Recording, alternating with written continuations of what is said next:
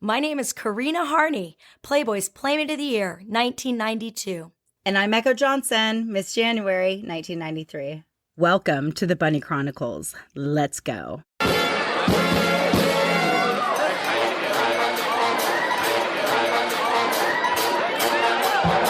All right, welcome back to the show, y'all. I'm super excited. Next round of shows. It's July. Who is July? Daphne Duplay. Oh, she's okay. hot. I love Daphne. I really like her. She was perfect. So you can sync your camera. So, okay, yeah, thank you. Super fun show. Yeah. This is actually perfect that we're starting out this round of shows with these two gentlemen, Eric Mittleman and Farrell Hirsch. Both spent years at Playboy and Playboy Radio. That was at Playboy. Yeah. Okay. Yeah, at Playboy. Also, lifelong friends, which is crazy. Yeah. By the way, just like you guys, we spent Thanksgiving together last week. Yeah, we did. I still have a bottle in the freezer. Yeah, you do. I think it's empty. You think it's empty? It's in the freezer. I wanted to save the bottle. Should we Okay. bring it in and pour some more for half? Yeah, at the end of the show, let's You know, do that. All Hef liked to drink was Jack Daniels. Yeah. And And he would sip on like one all night. He was not a big drinker. He wasn't, but he always smelled like Jack Daniels. And whenever he leaned in to kiss me, I was usually drinking the same I had the thing. same So I said, experience. we've got the same drink. Eric. Good to have kissing story. You Should we go do? with that? Let's go with that. I used to- Okay. We're going to lean right in. Did it involve you? No, but That would be a good story. It's really kind of funny because I have a lot of good stuff to say about Hef. Whenever I not necessarily like I'll keep out of the show because we don't deserve to do that. But Yeah. But he was, I loved Hef in a way that he was Hef, so we idolize a guy like that. And whenever I had a rap party for a show, I would call Mary O'Connor, who was a friend of mine, and I'd say, hey, if Hef wants to come to the rap party, just let me know and we'll get a table ready for him and all that kind of stuff, which freaked my bosses out. Because my bosses, Yes, I know your bosses. for the most part, were not good executives. I mean, they used to say that Playboy is a place that production executives go to die, like the elephant burial ground. So it freaked my bosses out. But I love having Hef at the parties. And this is a rap party for Night Calls, which was a very kind of explicit Yes, show. I was trying to think. What was the name of the girl that hosted that? Well, we started with Julie Ashton and a girl named Griffin Drew was the pilot, but then it switched to Doria. Doria, that was who it was. So when I was a new playmate, Uh-huh. somehow I ended up like in a lesbian bar, like with a group of girls, like after some playmate promotion. I remember sitting at the bar and all of a sudden this hand goes and like grabs my hand and I go, what are you doing? And she goes, I'm hitting on you. And I'm like, well, don't. Well, I'm gonna Just stop. I'm gonna stop my story because that's a way better story. And it tells us who Doria voted for, so it's all good. So we're at the rap party, and I'm standing next to the head of human resources. At Playboy? Yes, and Playboy was very big on I didn't even know they had training about HR. sexual harassment and stuff like that. And Okay. it was like probably I mean, of course they say did. what you will about the content, but it's probably one of the most straight-laced places I worked. Interesting. Because there was like little, aside from a couple people at the top, there was very few shenanigans going on. And so every stripper who was on the show that night wants to go say hi to Hef. Yeah. And he jams his tongue down everyone's throat. Well, he's infamous for that. Open mouth. Yeah. Like a lizard. Yeah. And I'm standing next to the head of human resources, who's the one who administers the sexual awareness or sex harassment awareness workshops. And I I said her name, and I'm like, are we going to have a problem here?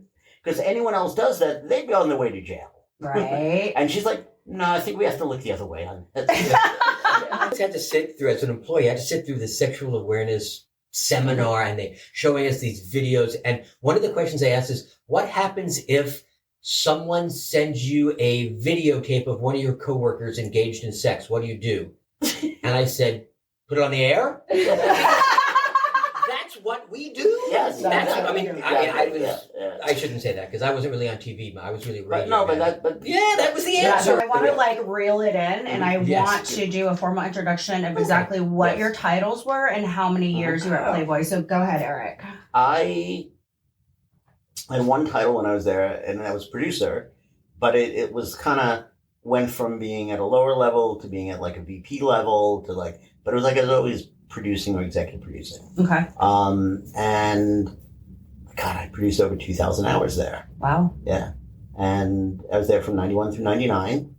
And every 2 years the job would change. So I started off doing interstitial Because of the material. decade it was, and the technology was evolving big time. Kind of, because like I started off doing interstitial, which is in between show programming, and a show called Hot Rocks, which was a Hot Rocks, uncensored music video show.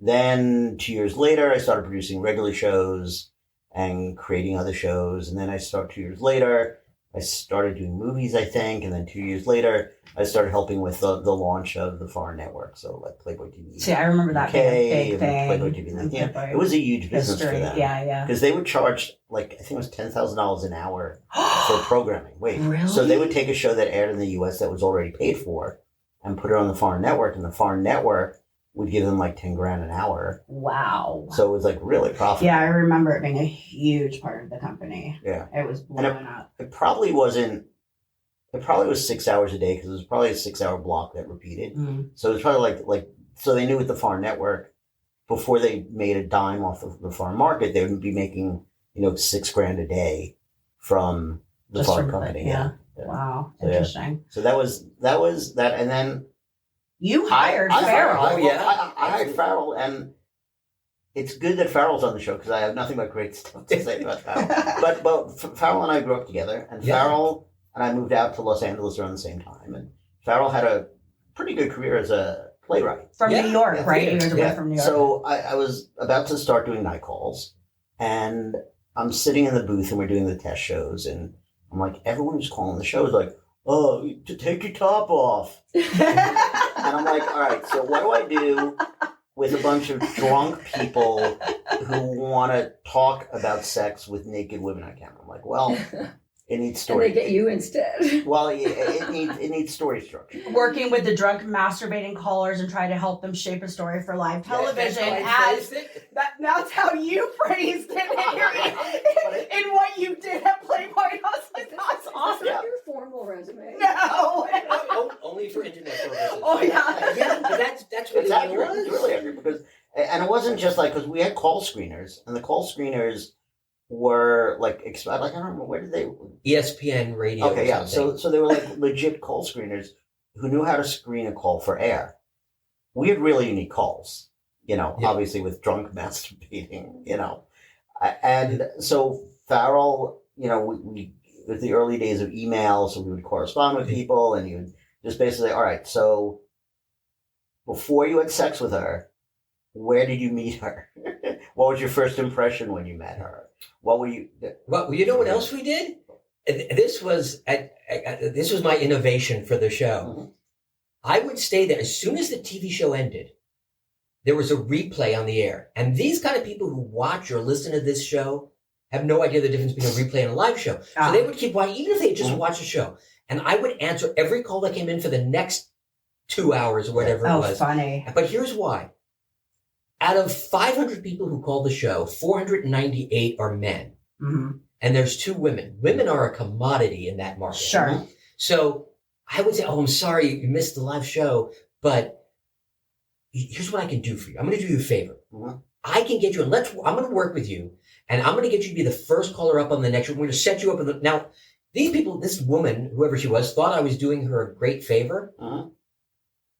But for Eric and I, Yeah. oh my God, getting a girl to call in the Yeah. show was the greatest thing. So sometimes we'd start the show with 3 or 4 or 5 women, Mhm. which is exactly what the 99.999% of the audience, the men, wanted to hear. Well, Yeah. and it was fun for me because it was flawless and seamless in that the work was done behind the scenes and no one ever knew Right. that work was being done. I They didn't just tell thought- anybody but you. Yeah, they did. That's Well, but they just thought the show was good. Yeah. But it was good because we were working like real producers behind the scenes, not just throwing it on the air. So that's, yeah. And like, to me, I just remember like Playboy Radio and Playboy Entertainment as a whole just being such a massive part of the company. And perhaps maybe it's because I did a lot of promotions. Yeah, most of my promotions were Playboy TV with Barry Lesh and Tony Lynn. And they were wild. Yes. Wild. And if you weren't wild, you didn't get hired. True. So, yeah, the Playmates, you know, that were fun, we got the jobs. And boring and they were the best ones jobs. But it was Playmates were a whole different standard, which was very much the upscale Playboy or the real Playboy. Sure. Where we pushed it into, you know, I like to say... I don't think Hep would have approved of any Playmates being on air talking about masturbation or sex. Back then, he was fairly conservative when it came to us. He was mixed, though, because he enjoyed the stuff I did, but... You know, but it wasn't the image of the brand. It was like far away. I mean, for TV, yes, it was, because they did push the envelope with TV. Yeah. But they didn't put Playmates. Yeah. You know, as the I'll host. tell you a good story. He put Playmates on a pedestal. I'll tell you a good story. I was at Playboy on Beverly Boulevard. We had the whole third floor and some of the second floor. Mm-hmm. The second floor was also a literary agency, which had some really good agents who had done some movies that you'd seen and put together movies you'd seen. And so I had a friend who was an agent there, who was my first agent when I moved to town. And he actually was. Do you guys know who Elmore Leonard is, the author? No, but it sounds familiar. Yeah, he's a big author. He like Justified was his material. Yeah, in the 90s. Yeah, he was so as big as you get. This agent was Elmore Leonard's agent as well. So he calls me and says, I want to go to lunch today. I'm like, sure. So we went to lunch with a friend of his who's head of talent at a huge agency. And I'm telling him about some of the stuff Playboy's doing. And he's like, well, if you want, I can give you, and he named a supermodel who was very up and coming at the time for a movie, for like one of your $2 million movies, which was the top level movie they were doing. And we talked about numbers, and the numbers worked. And this is a woman who easily at the time, if she did a pictorial for Playboy just on her own, they would have given her $1 million. In June of '97, the biggest part in a Playboy movie that a Playmate ever had, but it was before I was a Playmate. Oh, I didn't know that. Yeah. Do you remember Sins of Desire? I remember the title. I just lost my chance at being a Playmate because of that. Yes, because you're not allowed to have done any other nudity before you're a Playmate. Yeah. You know, I did do a lead role in Sins of Desire, and I was told by my agent at the time it was a Showtime movie. Yeah. And when it came out, I was pissed because it was a Playboy movie on Playboy TV. I applied to be a Playmate, and I had to fill out. You know, that I had done nudity before. Yeah. They ended up, it was a, we don't know, but then they decided, well, it was a Playboy movie, so it's okay. Oh my God, so that totally worked in your favor. Yeah, and then Playboy had a weird deal with I was a Playmate. with Showtime. Yeah. Where like I think 3 or 4 of the movies from Playboy would tell people it's Showtime, not Playboy. And, you know, that would be more forgiving or whatever. So anyway, so with the story I was telling, so the talent agent was going to give me this very big supermodel for a movie, but it had, at the time, there was a movie out called Sirens that Elle McPherson had done. It had to be like that quality movie. So I go back to Playboy, and I talk to the senior executive in charge of the movie division, and he thinks about it for a second, and he's like, you know, a movie like that, you got to hire real writers and a real director. It's too much work. So that's like, that was... It wasn't Hef's mentality, but it was the The story's never going to end. The moral of the story is a lot of people at Playboy just didn't want to work. They were phoning it in. Oh, yes, that's true. So that, like, you know, that hurt it as an entertainment company overall because no one wanted to do the work to keep it. Like, there was a point very... Why didn't they want to work? They just wanted to, like, masturbate, get drunk all day, you know, with the college. I have a theory. I have a theory why people at Playboy TV didn't want to work. I think there were a lot of people at Playboy TV that were embarrassed that that's where their career had taken them. Really? Yeah, I The think there were a people lot of that people. I knew were partying their asses off, so maybe that's why they didn't want to work. Well, they were hangovers. drowning their sorrows, but there's a lot of people who thought they should be at NBC or I sure see, they are I at Playboy TV with booby shows. Got it. And Got and it. they can't tell their mom, they can't tell their next door neighbor, Right. and I get it. and Like again, the whole dichotomy of like, do we let them know that we're a playmate? You know, the judgment. Right. And so anybody that works at Playboy. right. I will say this: when I was running Playboy Radio, I built a physical wall in the studios because I didn't want my staff talking to the people at Playboy TV and getting infected with the it's good enough. And that's one of the Smart. reasons I said, Yeah. we have standards over here. So something I really love that you sent me in your email was that by 2006, you guys had built out a 16-hour per day live radio station show that provided more than 5,000 live hours per year. It included the morning show that mimicked the magazine, the Playboy Advisor show, which I had no idea. I love that. Show about the mansion with Brian Olea. Brian's coming on too. He's going to talk about his time at Playboy Radio. I miss Brian more than maybe anybody from my He Playboy was days. bummed he wasn't going to be here on the same day. He wanted to see you as well. Playmate Hour with Deanna Brooks, Miriam Gonzalez. I remember that. So it was very expansive what you all did within that. And we had a whole show that we had an entire show that did nothing but have live musicians on. Gene Simmons came in and played. Right. Billy Idol came by one day, and his drummer didn't show up. I played the drums with Billy Idol. Awesome. I have the best picture of Billy Idol at the mansion smoking a joint with me and Julie Oh my God, Lady. I want to see that. That's amazing. Yeah, so we did a lot of stuff. We grew it to 5 full networks. It started with one show. It started with Eric. Without Eric, there was no Playboy Radio because it was that Night Calls franchise that migrated from Playboy TV to start Playboy Radio as one show with the very same host. And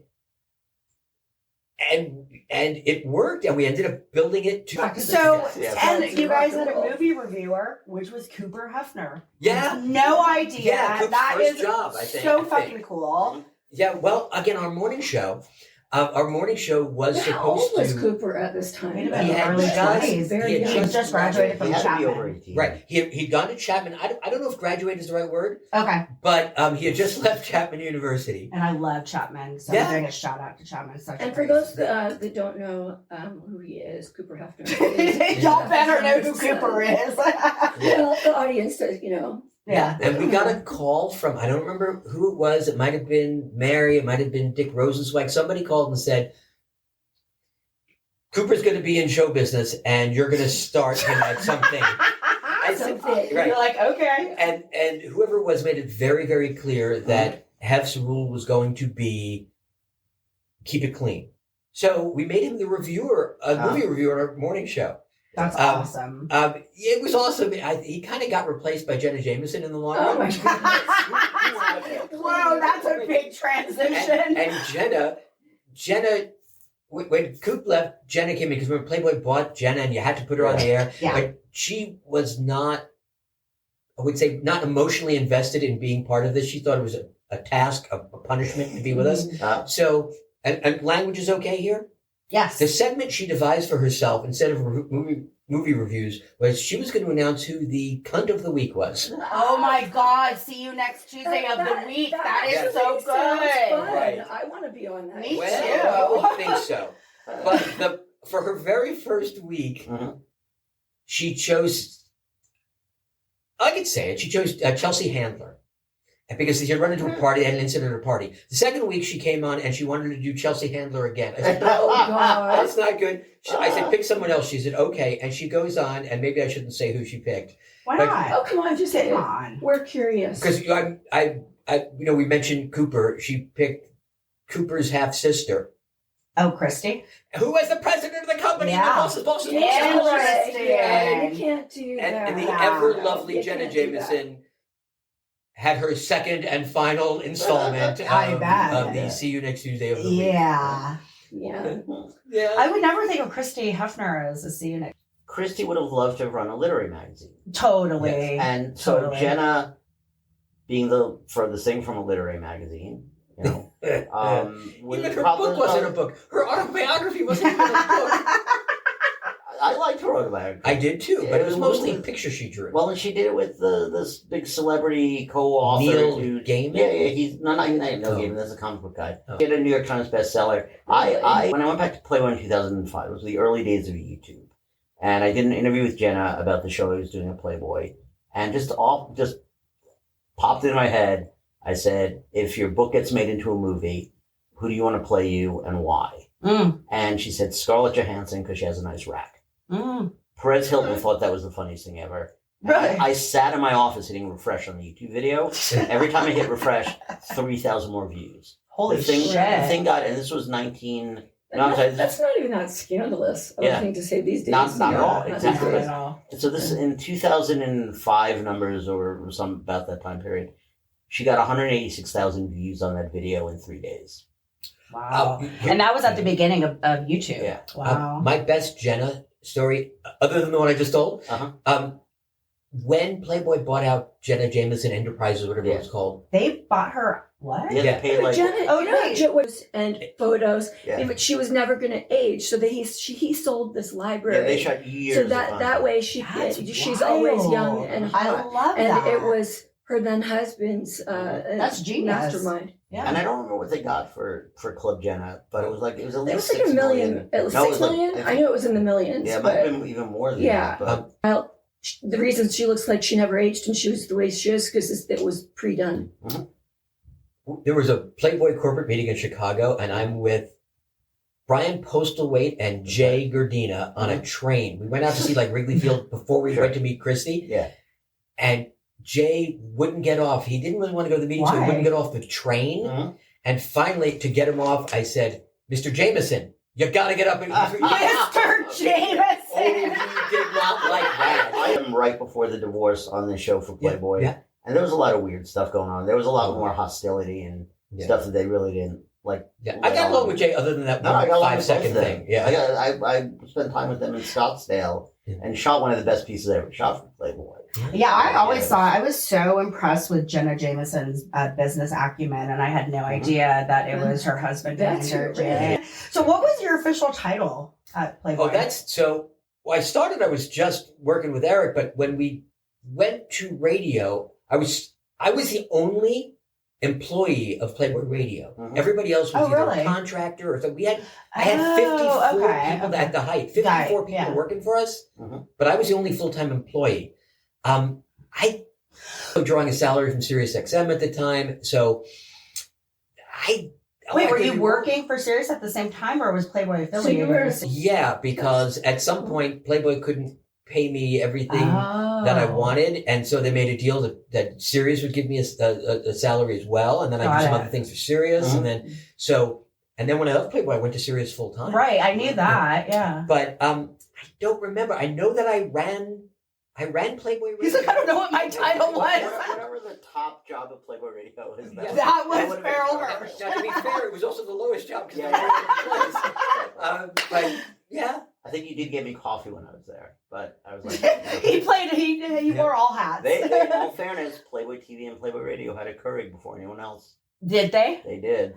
In Office Wow. Courier. There you go, and that's the really important stuff. That's the good stuff. Yeah, exactly. That's the beans or what is it? The meat and potatoes of it.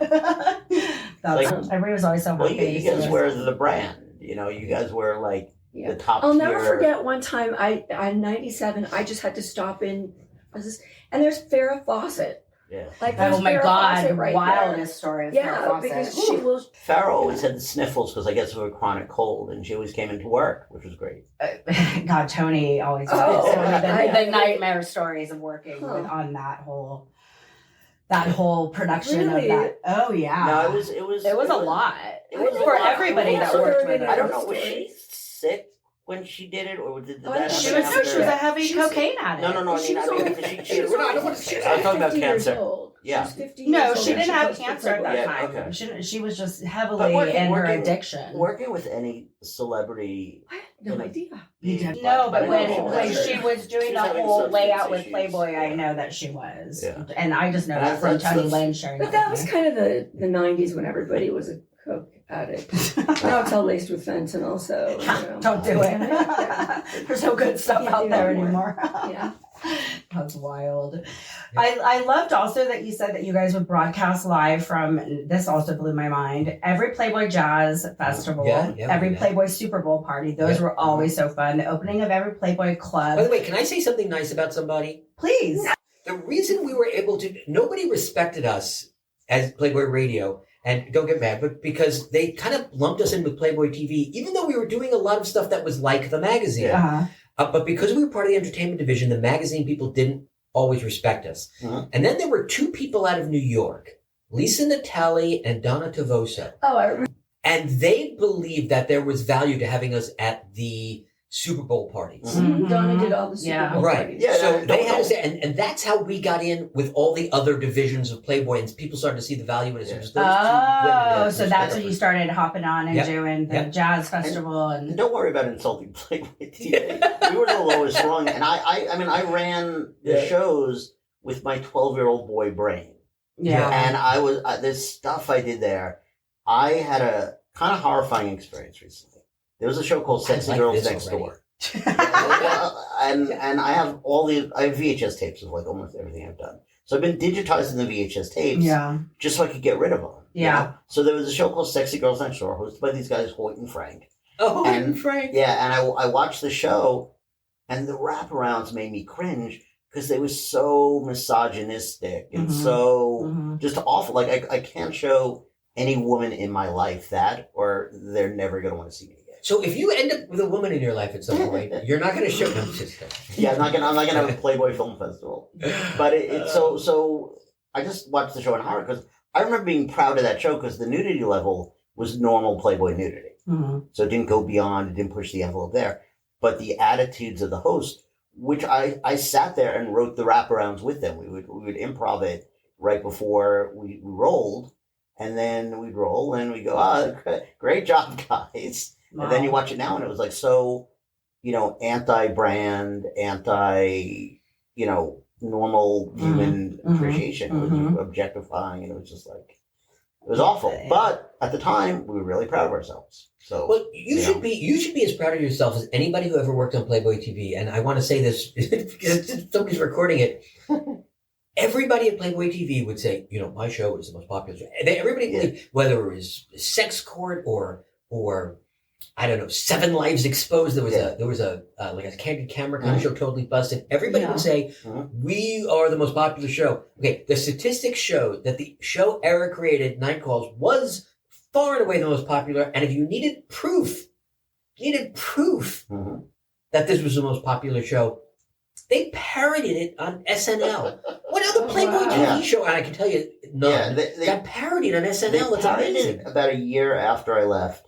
And I remember coming home from being out and turning on TV, and I'm like, what? Did I just see A parody They of just yeah. parodied Night Calls That's Yeah. awesome. on SNL. I actually, That's I amazing. think I I'm never getting knew my that. hands on that tape file. I'll give you the yeah. clip that you can roll in. Yeah. I'd love to see that. But I'm like, yeah, I mean, that was a moment. There were two things that really validated me personally that I felt good about. One was, There's two things, take two without me touching the mic. There are two things that really validated me personally. One was seeing one of my shows parodied on SNL.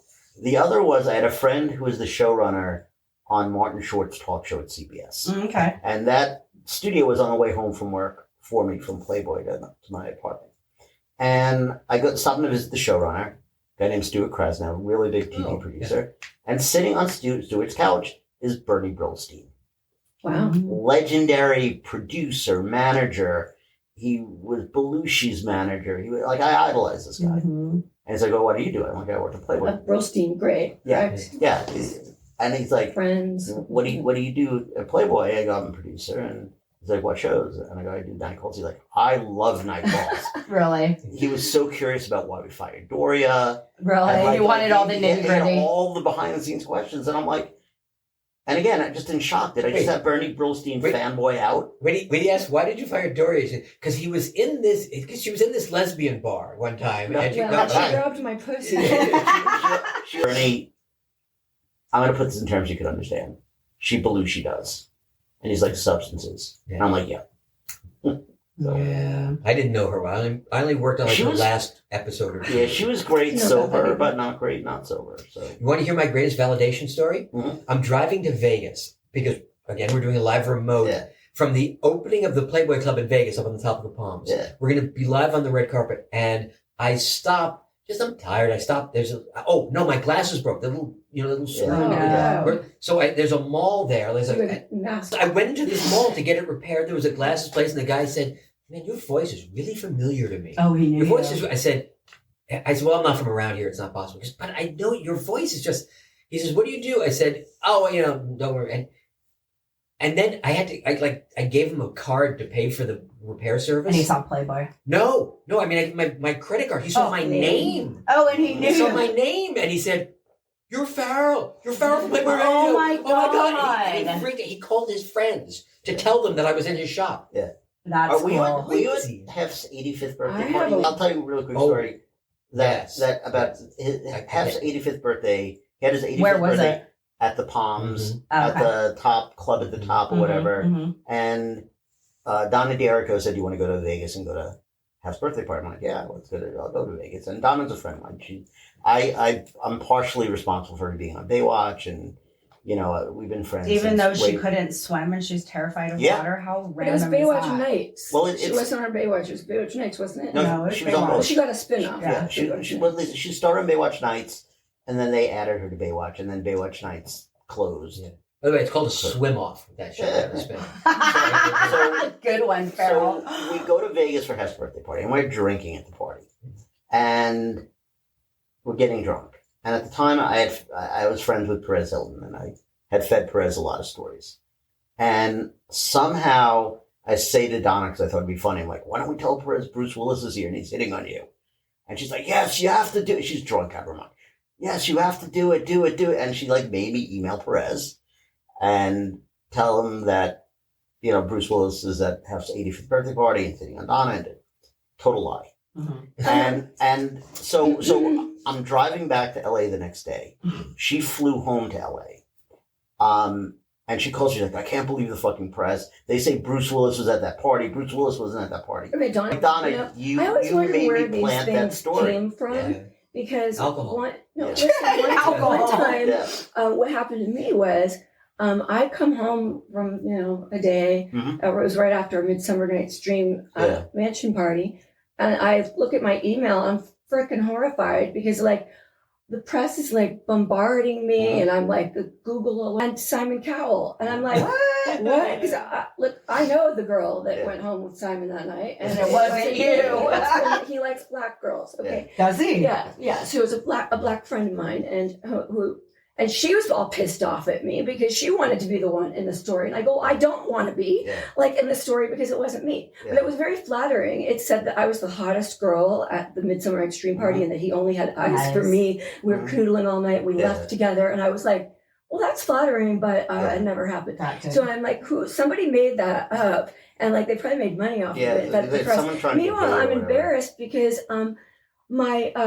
a friend of mine who's an female attorney was my roommate at the time. She ran into Ryan, who's the co-host. Seacrest? Yes, Ryan Seacrest. And she's in an argument with Ryan Seacrest. And Ryan is trying to say that I did it and I made money off of it, and I fed it to the press, and I'm like, oh my God, I did not. Ryan's story is not really that bad.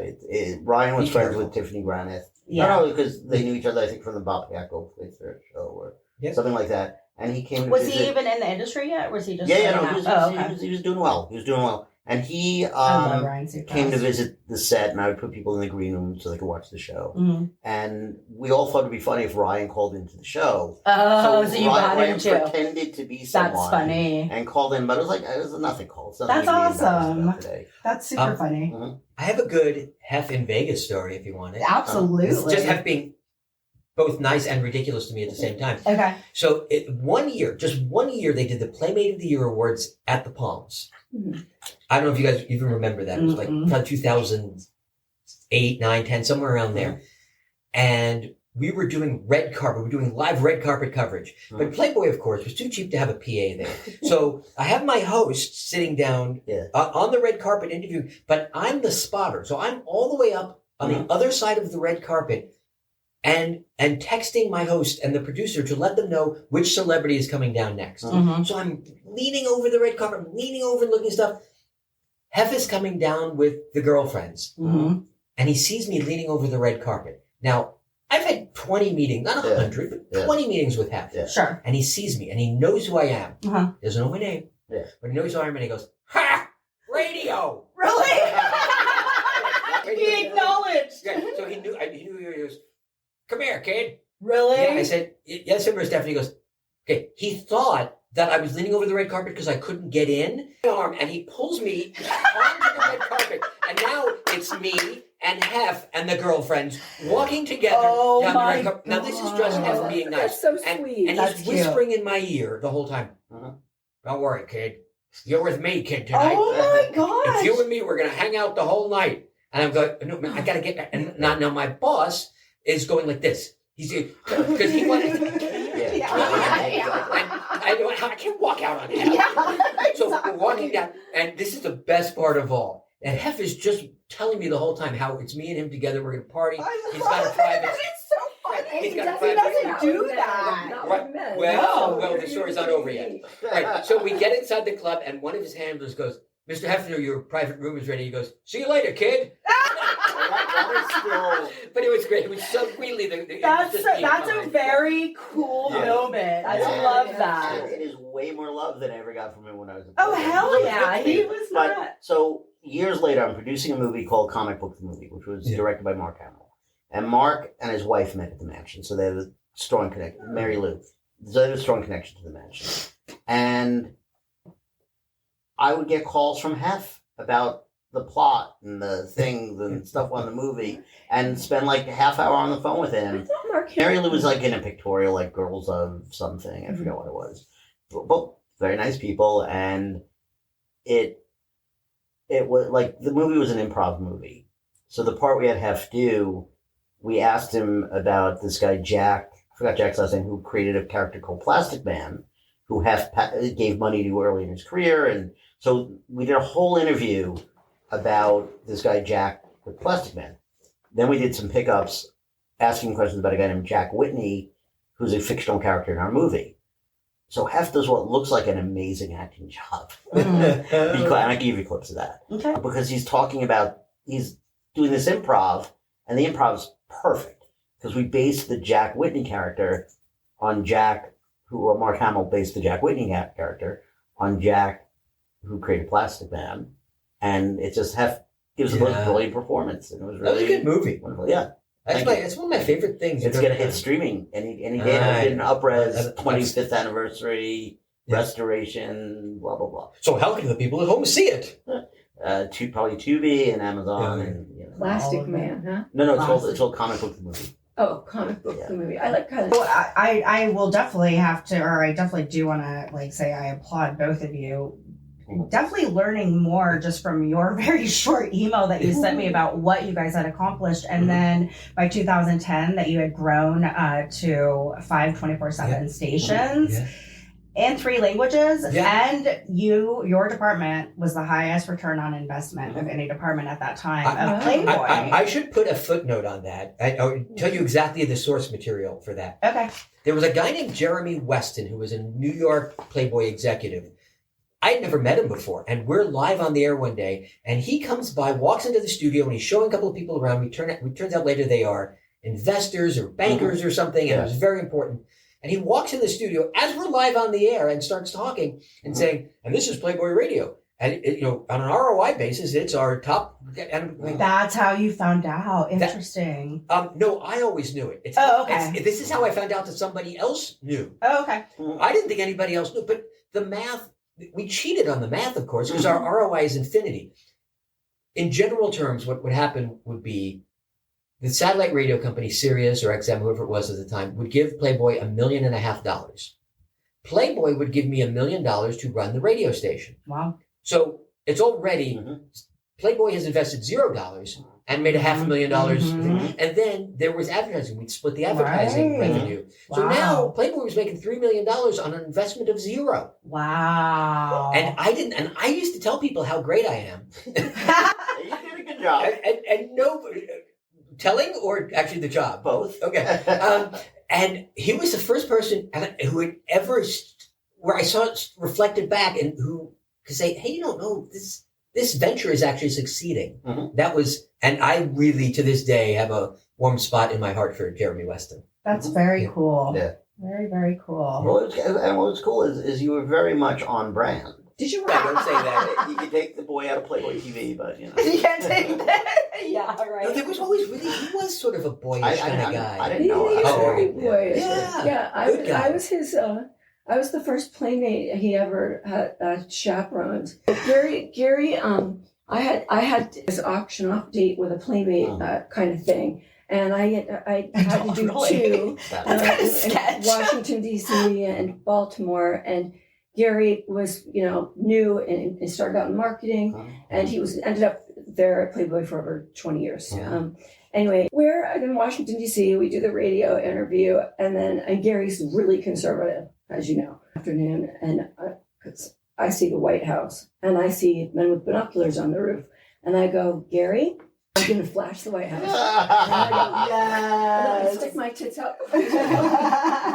You left in 99, and yet here we are 31 years later. It's been Yeah. 31 fucking years Yeah. that I've known you. Well, And that first promotion, we met, I was 18 years Yeah, old, maybe when and you you're were 18. demanding that they give me a key to the mini fridge. I was drunk. I didn't know what I was doing. Where were we? We were in we were at Disney World. Disney World. We were yeah. at the Caribbean right. Beach Hotel. Right. And And we Jenny were there- McCarthy was there. We were there with you, Jenny. Lardini was probably there. Yeah. But she probably wasn't staying there because she was local, I think. Yeah. Oh, I don't know And that then person. Christina Lardini. Liardini. All time. I and think then- she's like the most yeah. beautiful of all Yeah. time. And then Alicia Orskova, I Mhm. think. Oreskova, or Yeah, and Oreskova. there might have been like one other person because we were there for a cable convention called CTAM, Uh-huh. which was a cable marketing thing. Uh-huh. And then I shot like an episode of Hot Rocks or something there. I remember Jenny McCarthy taught me how to do the electric slide at that promotion. Oh, that's not what I thought you were going to say. No. well, I can try to find pictures of this. That would be somewhere. awesome. But Definitely but I trashed a hotel room with Jenny by throwing Pringles potato chips into a ceiling fan. Oh, really? How fun. You're like, boom. Yeah, like, It's like, I don't know what happened when we did it. It's a perfect, like, can. Never, like... never do that because other people in the room will want to do it. That's great. What I thought you were going to say was one of my Playboy radio hosts used to love to tell the story about how on a private jet, Jenny was the one who taught her how to give proper oral sex. I knew you were going to say that. Right. That's why Jenny Oh. got Playmate of the Year and I didn't. They told me I was going to be Playmate of the Year. No, I'm so glad they didn't give it to me. They figured out I was way too young. No, Jenny was definitely on the upswing. No, she was. Yeah, so that was so not real. there are other good white people got Playmate of the Year stories. Yeah.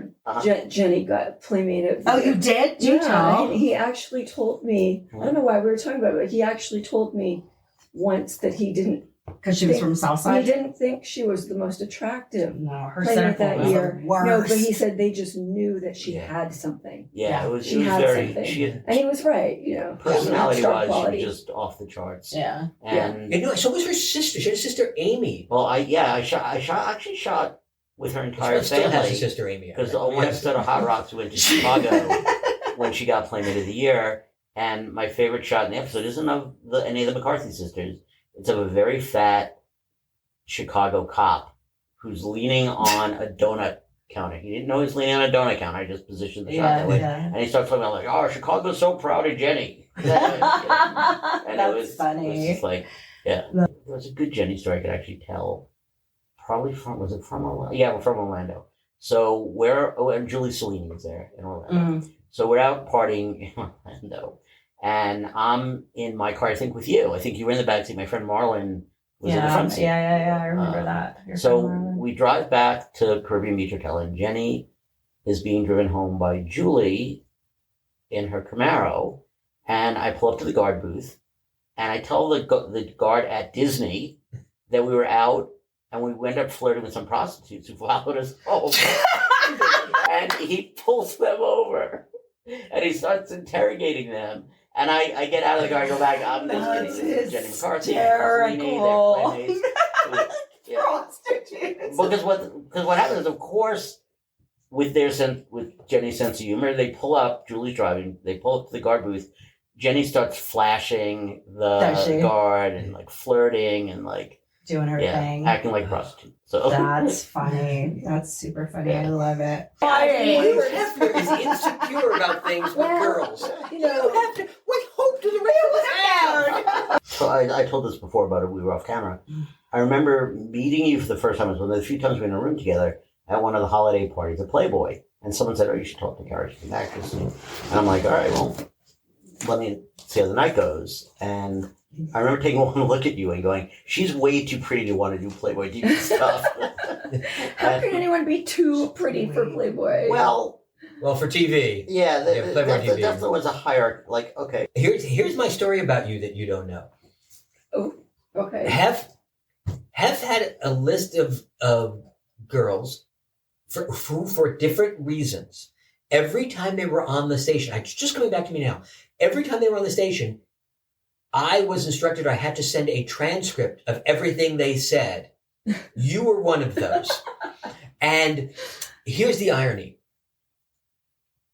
He was thinking, or somebody told him, that Playboy TV legally has to transcribe everything they do, and radio you can't. Yeah. It would take you longer to transcribe than it takes us to make through, because when this started, we all thought, oh, this is a list of girls he hates. This is a list of girls that he doesn't trust, that he thinks are going to say something stupid, and then I don't want to send him this because then I'm going to have to edit stuff out. It's already been on live.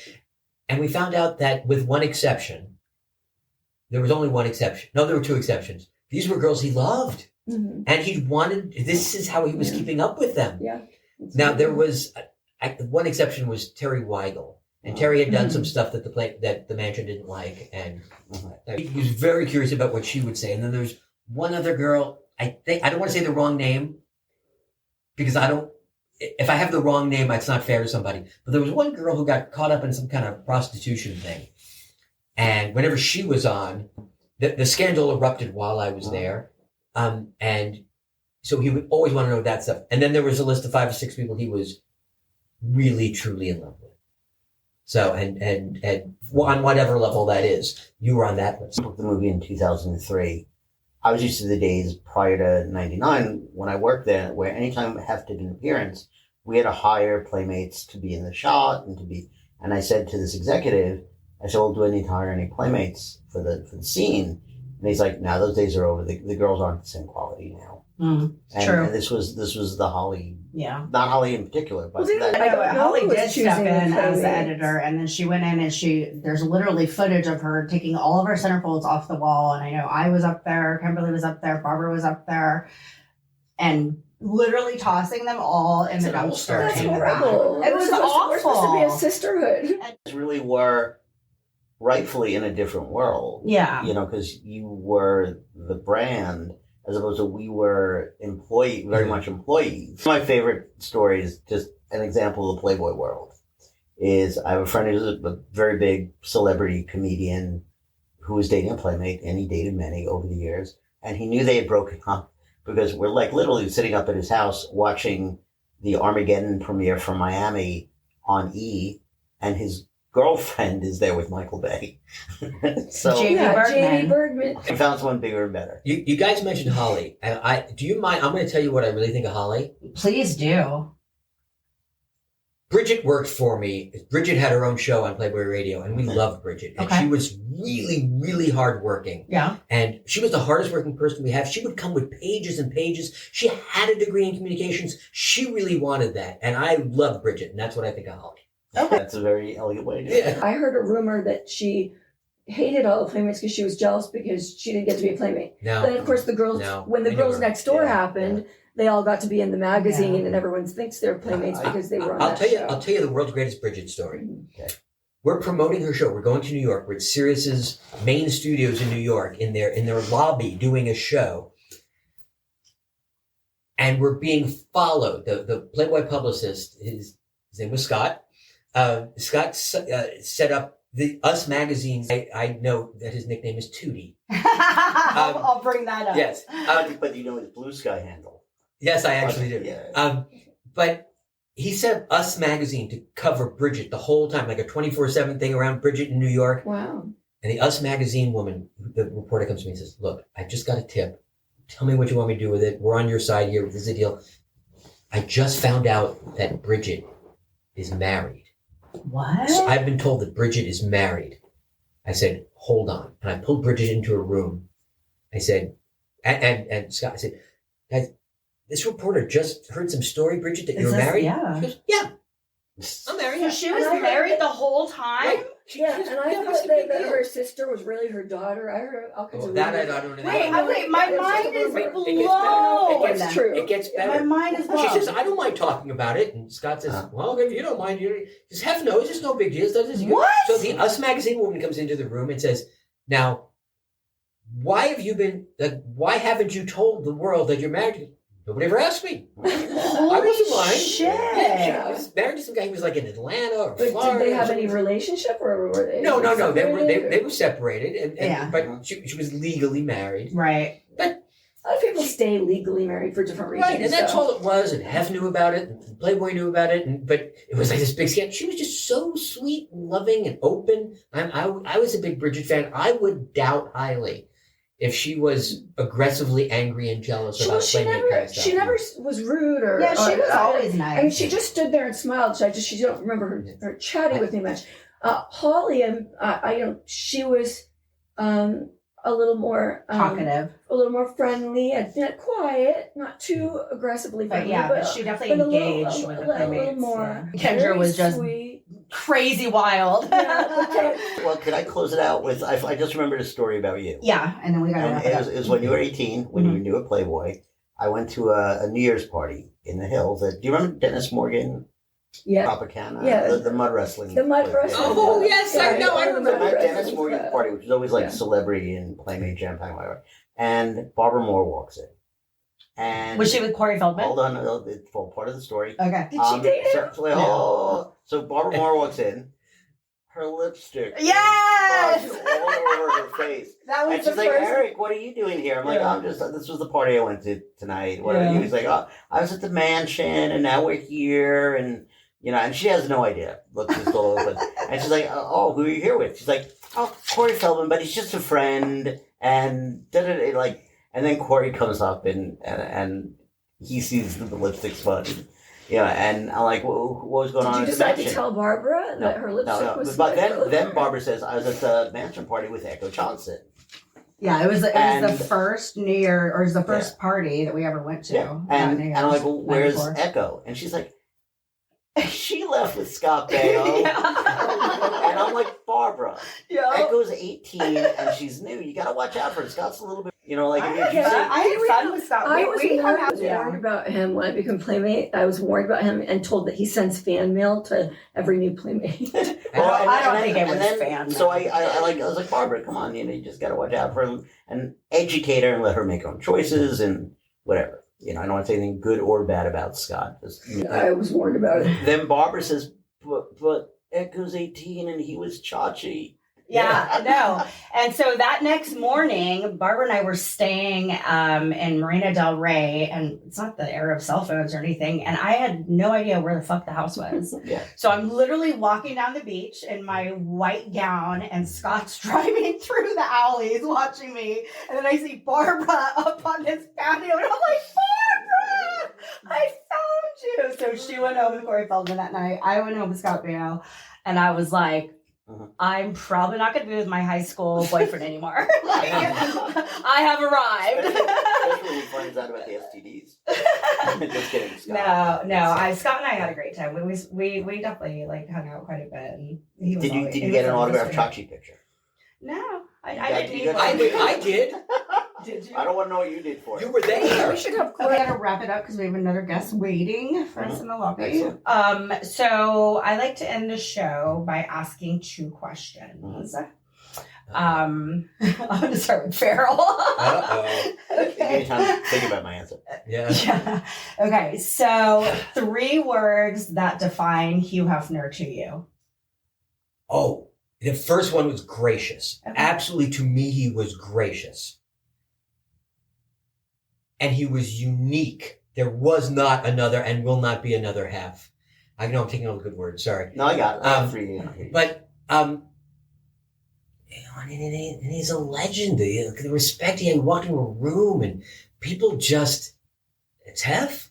Yeah. You know, a lot of people are one name people. He's a half a name person. Who's half a name He's person? a half a name person. Yeah. Yeah. That's good, and I love that because everybody always has different answers. Nobody has ever said the same thing twice. Oh, so, really? No. Because I would imagine gracious would come up a lot. That was Okay, and had you had the chance to say anything to Hugh Hefner before he passed, what would you say? Oh, this is weird. So I would ask him this question, and you had to be there to understand. One year, Playboy Entertainment had the Christmas party at the mansion. And in the middle of the party, Hef comes down in a Santa suit, and everybody is invited to take turns sitting on his lap and getting their picture taken with Hef. Uh-huh. And like I was sitting there watching, thinking this is the weirdest thing. But there's grown men sitting on Hef's lap, and Hef wasn't a big guy. And he was looking at me watching, and everybody saying, "Okay, it's your turn." So, I don't want to do this. This is weird. I would want to say, I hope you weren't insulted. I just thought it was weird and freaky, and I don't want that picture. He didn't want to sit on your lap. But I would hope he would know that was my respect for him. He probably would have. Yeah, I think he would. I think he would have chuckled had you shared that story with him. Yeah, I imagine. He probably would have been like, "I would have done the same." Yes, yeah. That was one of my favorite. Yes. That's what I loved about him was his laugh. Yes, I loved his laugh. All right, Eric. So, 3 words. I'm going to stick with gracious. Is one of my words because you were out of words. Gracious, anachronistic, and benevolent. And good. the question I would ask, can I get off your lap now? Lovely. This is like when we used to write together. I did this setup and you did a punchline. Yes. All right. And had you had the chance to say anything to Hef, it would be, can I get off your lap? Okay. We're going to wrap it with that. Or is that a milk stain? Oh my God. No, you wouldn't have the balls to say that to Hef. Trying to think, what was the ballsiest thing I ever said to Hef? I didn't know. You said you would. I was always kind of in awe because of his. Yeah. Oh, I'm probably one of the only people who the first time I went to movie night, I brought him a gift. What'd you bring him? Santa costume. No, I brought him. Santa costume. I brought him a DVD of a movie called Sullivan's Travels, a Preston Sturges comedy. Okay. That was it. Good looking out, bro. Yeah. I haven't heard that one before. Very good. Yeah. All right. So a couple words for our audience. First and foremost, thank you so much for the love support. We continue to grow organically around the world. We have a huge listening base, and we're so grateful for you all. If you have not subscribed to our YouTube channel, please do so. Like, comment, and share. And we are about to launch a merch line. For tuning in, we'll see y'all next week. Farrell, Eric, thank you so much. Oh, thank you. That was Thank wonderful. you both. Appreciate it. Awesome. That was so much fun. Yes.